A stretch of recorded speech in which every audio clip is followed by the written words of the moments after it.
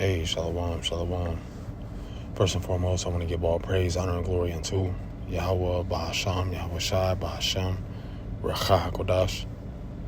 I want to send double honor to my elders and apostles at Great Millstone who taught me this truth and who rule well.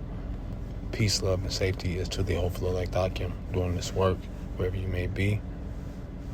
And I want to say much love as well to the scattered elect and to the few sincere women that subscribe to the true doctrine of Yahweh Shai Shai. This is the brother you call the mouth with the Great Millstone Camp, the branch out here in Omaha, Nebraska. Coming back with another lesson, Lord willing, to feed and to edify the lost sheep of the nation of Israel through the Holy Spirit, Racha HaKodash.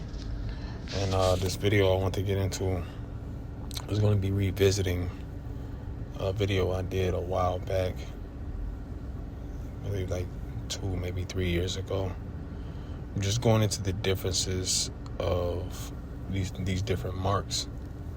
Okay, because the scriptures, they speak of 3 different marks, and it's very important, especially in this day and age, to know the distinction of these marks, right? And the number one important mark, I won't say the number one important, but a very pinnacle mark that we speak of ad nauseum is the mark that's spoken about in the book of Revelation, the 13th chapter and the 16th verse, which I'll start off with that. And I'll get into the other scriptures that go into Mark, because, here it is, you have the Bishop Nathaniel, who was fighting so hard against that mark that was spoken of in the book of Revelation 13, verse 16, and calling it everything under the sun, except for what it actually is. And the reason why he was doing that is because he wasn't going into the Word. Before, he wasn't going into the Word. Okay, which he recently, maybe about a month ago, went into the Word. Which, let's just get into it, and we're going to give the sense, because this is important. This is important for the nation of Israel, those who may not have, maybe maybe new into this thing, or maybe not really used to going into words and things like that. This is very important for Jake to know, even though, we ought to go into these words. This is something that, when we came in this thing, the elder apostle Tahar and the rest of the apostles, the elder bishops, and the camp heads, they say always go into these words, right? So I do pray that this is edifying, but let's get straight into it, man. All right, this is the book of Revelation 13 and verse 16. It says, and he causeth all, both small and great, rich and poor, free and bond, to receive a mark in their right hand or in their forehead, right? So what we know this is speaking about is the MOTB, the microchip. Okay? This is something that Esau Edom is about to push very soon, and there's an article that I want to look up real quick. After I get this definition, I want to look up and bring it out, and it was actually brought out by the, was it Dabu 77 or Dabu 777? He brought forth a article, speaking about how Trump is about to reset the whole system, and things like, so pretty much this dollar system that we have with these paper dollars is soon to come to an end. Okay, and they're going to usher in a digital system. Okay, so I'm going to get that here in a second, but I want to get this word mark in the Strong's G 5480. It says Charagma, which says a stamp, an imprinted mark of the mark stamped on the forehead or the right hand as the badge of the followers of the Antichrist, which is not one Antichrist. There's many Antichrists, or anti-messiahs, I should say. Anybody that opposes the writings, the prophecies that are written within, the way of living that was prescribed for us within the scriptures, you are the anti-messiah. If you oppose what the scriptures say, you're the anti-messiah. There's no one anti-messiah. But getting back into this word mark, it says the mark branded upon horses, and it's a stamp. This is how you're able to identify who's yours, or what cattle is yours, what horse is yours, What piece of cattle is yours? You see, and this is what Esau Edom right now is trying to do. He's stamping the people. He wants to stamp the people with this digital mark,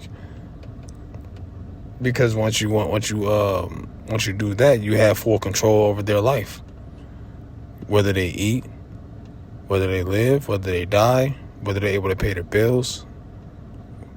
Okay, so you have full control over them, man. What this is showing you, that Esau Edom, so-called white man, has a God complex, because the Heavenly Father, it says that He is the Father of spirits. All spirits belong unto Him, even the heathens. But you see, Esau Edom, since he lost his blessing, he wants to take over the world now, and this is his fashion of doing it. Okay. And so I will say apologies. I thought I was going to be able to access the article from Dabu 7:7, where it spoke on there being a new world currency. I have to subscribe and things like that, which I'm not going to do that at the moment. But I did find something, backup article that correlates with that same article. Right, and this is from the South China Morning Post, dated as of March 8th, 2025. It says Trump's cyber summit gives digital currency new prominence and a large U.S. role. All right, and what does that say? That means that this currency that we currently have via the paper dollars is eventually going to fizzle out, and they're going to implement a digital system, and it says it's going to play a large U.S. role. Okay, not a minuscule, not a mediocre, but a large U.S. role. And I'll read a little bit of the article, and then I'll get back into the topic at hand. All right, it says U.S. President Donald Trump's inaugural crypto summit at the White House on Friday was characterized by many of his classic touches: breaking tradition, teasing potentially risky bets, and offering up U.S. government resources in a starkly different way. Ahead of the summit, Trump signed an executive order on Thursday establishing a strategic Bitcoin reserve and U.S. digital asset stockpile. So they're planning on resetting this whole system. All right, financially, they're planning on resetting this whole system, man. Getting rid of these dollars. And I was listening to a couple of videos. A couple of these, these like crypto videos, and they were speaking on how they're not even making pennies anymore, man, here in the U.S. Okay, so it eventually is gonna trickle down to nickels, to dimes, to quarters, eventually to the dollar, and they're gonna make this all digital. And we, here in Babylon the Great, we've been getting more and more adapted to technology. So this is a term that the elder Ariala down at the Great Millstone Dallas camp brought out. This is just a form of gradualism. This is a step-by-step process. Not going to do it right all straight up, in an expeditious way, but gradually bringing in this system. Okay, and this is going to be part of that MOTB, that mark. All right, which it says a thing carved, sculpture, graven work of idolatrous images, and individuals have already been doing it, man. You have people that have been doing this for years now, that have been getting these chips in them and showing on the internet how cool it is.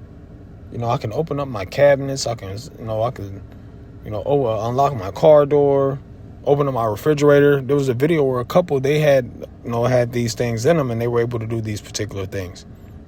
Okay, you had certain individuals going to the grocery stores, and they're like, yeah, watch this, and then they'll buy their groceries just by the swipe of their hand. So people have been getting used to this technology already, man. All right, so this is that MARK, that Charagma. This is what we're waiting for. All right, but there's more than one mark. So now I want to get into this next one. In the book of, was that Romans 15, verse 16? I believe it's Romans 15, verse 16. Yep, this is Romans 16, verse 17. It says, "Now I beseech you, brethren, mark them which cause divisions and offenses contrary to the doctrine which ye have learned, and avoid them." Okay, and the crazy thing is, well, it's not crazy, but the thing is that all these different marks that I'm bringing out, they all correlate heavily with these times that we're in. Okay, because you're gonna have individuals within Israel. They're going to be causing divisions and offenses contrary to the doctrine which we have learned. When you're bringing out hell, because you got a lot of Jake that's waking up, and at the same time, when you have these Jakes that are waking up, you have individuals teaching about hell. You know, you're teaching about, you're teaching about everybody can be saved. And then when they run into individuals like Bishop Nathaniel, they're hearing about the mark spoken of in Revelation 13 and 16 that we just went over. They speak about that being sin, So it's really it's causing divisions, and it's really a major form of deceit and a form of confusion. Okay. So let's get into this word mark in Romans 16 and verse 17, right? And so it goes into the Greek word Skopeo, which is Strong's G4648, which says to look at, to observe, contemplate, to mark, to fix one's eyes upon, direct one's attention to anyone, and this is why we don't fret when these individuals say, man, leave them alone, man. They just, they believe how they believe, you believe how you believe. Like, no, man. The scriptures told us to put that Skopeo on them. You causing divisions and offenses contrary to the doctrine, man, to the true doctrine. So, yeah, we're going to fix our eyes upon it. We're going to direct our attention to it. This is why when you see an individual coming out with false doctrine, whoever they may be, then we're going to correct it. We got to fix our attention on that, man, because the word of truth has to be taught directly, correctly, and just how it's supposed to be taught. There's supposed to be no schisms in the doctrine of Yahweh Shem Yahushai. And also it tells us in the book of Philippians, we are the defenders of the gospel. So we have to fix our attention upon individuals that are not teaching sound doctrine. That is our job. And most of the time when you see these false doctrines coming out, you don't see, the only people that you see jumping on these false doctrines and correcting them for the most part is Great Millstone. Showing you that we're putting that Skopeo on them. All right? We ought not to let nothing slide, man. Okay? We ain't letting nothing slide. And we're striving to be like our Father that's in heaven, which is perfect. Because what does he do? It says that he lets no sin go unpunished. So we letting no false doctrine go unchecked. Okay? No false doctrine is going unchecked, man. So now I want to get this last one. I just really want to revisit this topic, because I did this about 2 or 3 years ago. But I want to revisit it because it's very adamant in the times that we're in now. Got a lot of new Israelites coming in. They're just learning the word, starting to understand what's going on. And they have to know the distinctiveness of these marks. All right? All right, so the next one is this is the book of Ezekiel, chapter 9, and verse 4. And it says, and the Lord Yahweh said unto him, go through the midst of the city, through the midst of Jerusalem, and set a mark upon the foreheads of the men that sigh and that cry for all the abominations that be done in the midst thereof. So this is a different mark. Okay, this is different from the first 2 marks that I spoke on already. Right, and this mark, this is just to give a brief explanation, and then I'll get into the definition. This goes into individuals who you see that are you're speaking against the evils done in this world. All right, the things that you see that's not conducive with salvation, the things that you see that's against you, you're calling them out. All right? This is speaking about a specific sect of individuals. This mark here, which when you go into this mark, goes into the Hebrew word Thawa, which says desire, mark as a sign of exemption from judgment. And who's going to be exempt from judgment? The elect, ultimately. Right? And I say ultimately because you will have some, Jake, that will have to be martyrs for this thing. Okay? But you know who's teaching the truth. You know who's coming up against these false doctrines. You know who's out there fighting for Yahweh Shem Yahushai through the Spirit. Because we're signing, we're crying, man. That's the whole purpose of us hitting the highways and the hedges. Not just to go out there on the highways and hedges and say, I'm doing the work.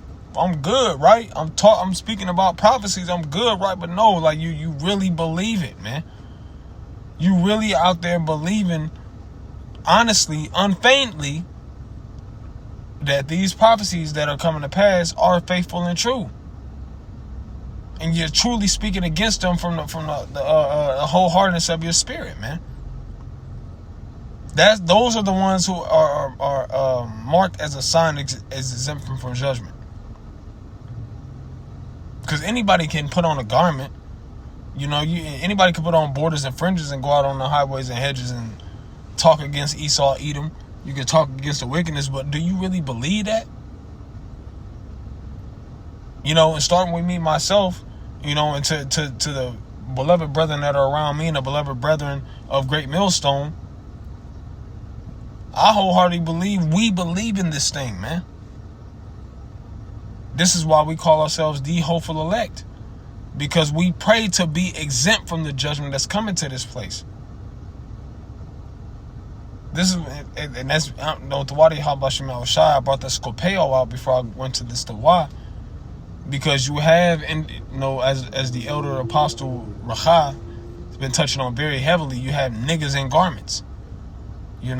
Which means you got to watch them. They got fringes and borders of blue on. They got the godly apparel on, but they ain't right in the spirit.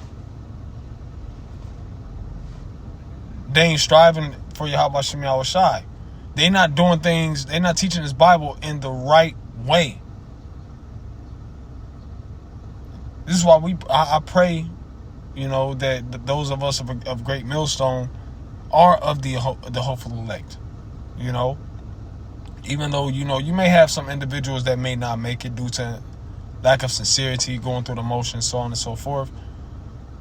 But I do pray that, at least the brothers that I've came across, the brothers, I won't even say that, because that's showing favoritism. I will say, I just pray that the true and sincere men of the Lord are of the elect, right?